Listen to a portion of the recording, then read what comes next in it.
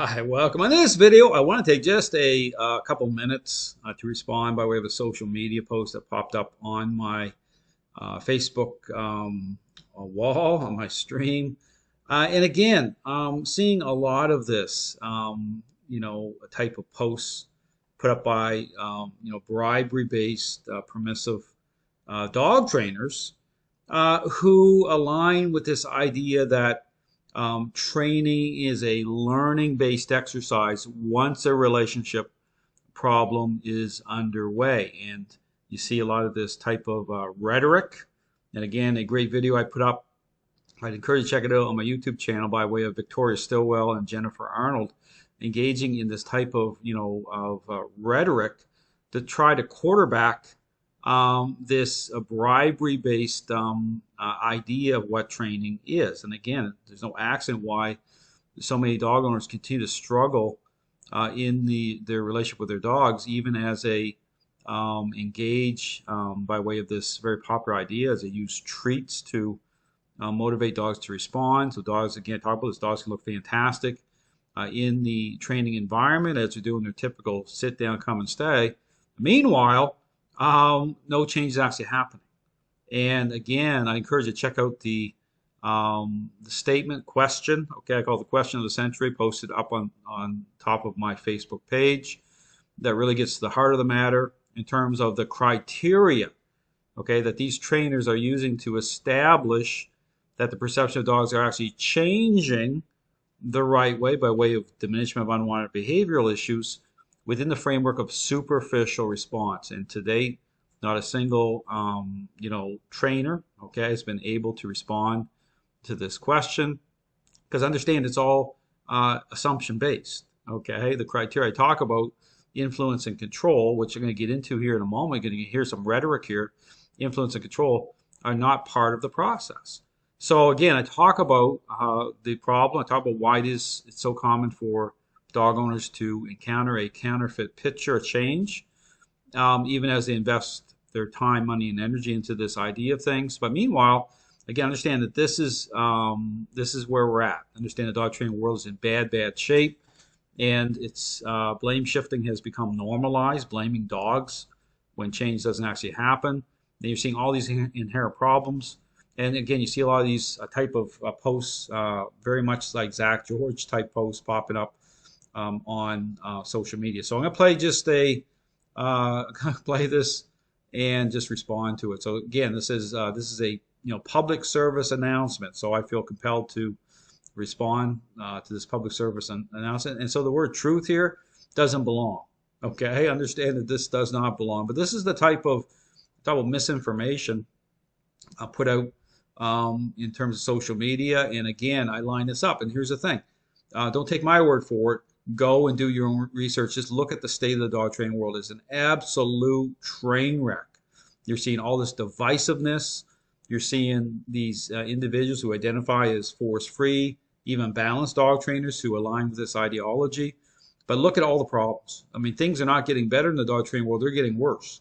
So this is very much, this is self-focused stuff going on. Dogs are social animals. Your role is absolutely critical. But also in terms of reconciling, okay, defining what is influence control beyond just the rhetoric. Okay, well, I'll talk about this here as we play this. Hey guys, I have a dog training public service announcement to make. I'm not talking about aggressive dogs here, I'm talking about puppies, right? If you wouldn't instruct, let's say a 10-year-old. 10-year-olds are pretty good. So here, now she's trying to establish this, okay? She said, I'm not talking about aggressive dogs, okay? Talking about, puppies. And I tell people, be very careful with this, because understand that, you deal with, as dog, this gets all confusing when people are starting to deal with, even from puppies. Understand dogs it's part of their genetics, okay? They're social animals. Strength and weakness is defined through nature, okay? How dogs connect with us at that level, okay? So this issue about, I said, trying to sort through certain things, even housebreaking. You have, puppies, right? Go out, and do their business, come in and go again. start to engage in marking behaviors, okay, indicative of a relationship problem that's already starting to happen, okay, expressing control. And again, I talk about this whole thing about everything starts to become contaminated from as a dog's, even the puppies, thinking, the perceptions start to go sideways. And, this whole thing about, and so, because understand something here. When you have trainers like this out on social media, Zach George included, and you see Zach George, his idea about even engaging a relationship problem with an aggressive dog. Check out the video again. I posted that video. What's his? How does he engage a relationship problem even at that level? Treats in his hand. Okay, and I talk about the context of agreeableness as well. Why it is that trainers don't switch gears. They don't start off one way and decide, what I'm gonna, I'm gonna use some treats here. This is a learning-based exercise. Oh, now I'm gonna switch it over to, into a intentional, interaction-based approach. That's not how this works. Okay, this is their default setting. Understand that how they engage. This is why she said, oh, she's trying to separate, puppies from, aggressive dogs. But understand something. This is critical to understand. This is all about your role. Okay, your parenting style being set. So, this is about even I talk about corrections. Okay, it's not about corrections, but based on the balanced dog training approach. Okay, it's about interacting in a way in which, okay, everything's going to make sense to your puppy in terms of your role. So it's about leadership. Okay, it is about control. It's about, I talk about the leash, how that's used, structure through the crate. Okay, to line things up properly. So it isn't about being over the top either or abusive. But here's the thing: when you hear these trainers talking, they're on the permissive bribery-based side of things at such a level where when you're dealing with a puppy, okay, especially I talk about the 1 percentile dogs, you're going to be in bad shape fast. Okay, understand, because there's this idea of things that training that you can approach a process or dogs through your emotions a certain way and get away with it. Okay, understand that you have to be very intentional when it comes to making sure your role is defined properly, and that influence and control are part of the equation, but done in such a way that dog's going to come into agreement with. Okay, it's not about getting into a battle with your dog, but you have to, just like parenting. Okay, we're talking about parenting here. What these trainers are promoting is the permissive parenting style.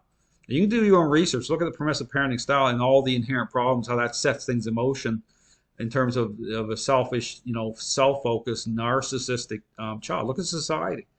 Okay, this is what's popular.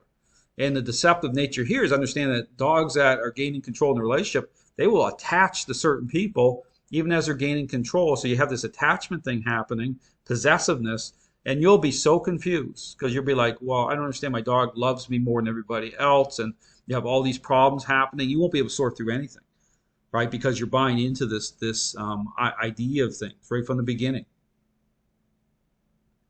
To direct dogs, if you want to suggest to a 10-year-old to knee the dog in the stomach when they're jumping, shock the dog when they're doing something bad, See, here we go. So this is that type of Zach George disconnected rhetoric. Okay, understand. When I talk about these disconnected talking points here, it doesn't even line up. Okay, this is the type of, again, when you're in trouble, okay, when you're dealing with a permissive bribery-based idea of things where it's emotion-based, okay, pay attention to language. Okay, it's not about defining, what influence and control represents the right way, okay, how it aligns properly in terms of relationship. Okay, you get this type of, and again, go watch the video of Victoria Stilwell and Jennifer Arnold. They start talking about, abuse and start using all these labels, right? Because their identity, okay, understand this is an identity issue. Their identity gets intertwined in this ideology. So you hear this type of, inflammatory rhetoric. And a lot of these trainers do it. But it's this whole thing with, okay, this whole blame shifting on the dogs. I'd love to go into this person's, training facility and see what the real deal is, okay? Because again, this is the problem, because the question is, well, how many dogs are actually getting blamed here?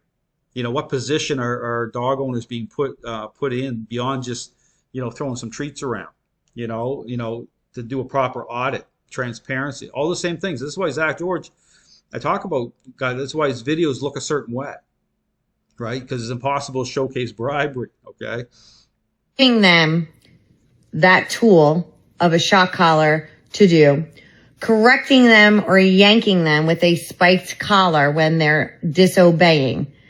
If you would not direct a 10-year-old to do that to your dog, stop suggesting it. But see, dogs aren't people, okay? Dogs aren't people, okay? And that doesn't mean that I'm advocating abuse on the dogs at all.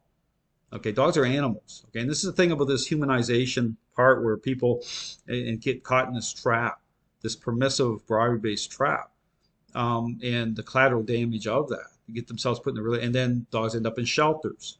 You can't fix the relationship. All these bad things are happening. You can't even reconcile the responses of the reaction of dogs properly to the relationship because you're leading with emotion, right? And the reactions themselves, that's the problem. And then next thing you know, you're in a mess you can't get out of. Okay, so here she's talking about this whole trying to separate things. Well, understand that dogs, again, they're social animals, but they are animals. And so your role is critical when it comes to advocating properly. To pet owners, pet parents of these dogs. See, and that's the other thing, pet parents, not dog owner, right? It's like, and you just pay attention to the language. It's like this ideology I talk about. Go look at Zach George's recent posts. You know, this type of, bringing all these woke narratives in. It's crazy, right? Because that's what happens. It's that slippery slope. Because here it's talking about truth. Well, this isn't the truth, okay? This is an ideology. It's a type of belief system. You can line this stuff up. But again, don't take my word for it. Go and look at the state of the dog training world, okay, at large. It's a train wreck for a reason. This permissive bribery-based idea of things, that's the problem, okay? It isn't about being nasty to dogs either, or over the top, but these individuals, they can't get out of it, right? And it's so easy to do because, again, it's easiest to throw some treats around, bribe these dogs and moving, and then next thing you know, you're in a bad situation. Especially, again, you talk about these puppies, you're dealing with dogs that are these high drive, high level dogs, watch out. So again, I would encourage you to check out my website, lots of great information. I talk about your role. Talk about the role of control and influence, how it's reconciled through an intentional interaction-based method. It's just like interacting as a parent, right? It's about your role, absolutely critical. So again, steer clear, okay, of these individuals, of these systems. It's a train wreck. Thanks for watching.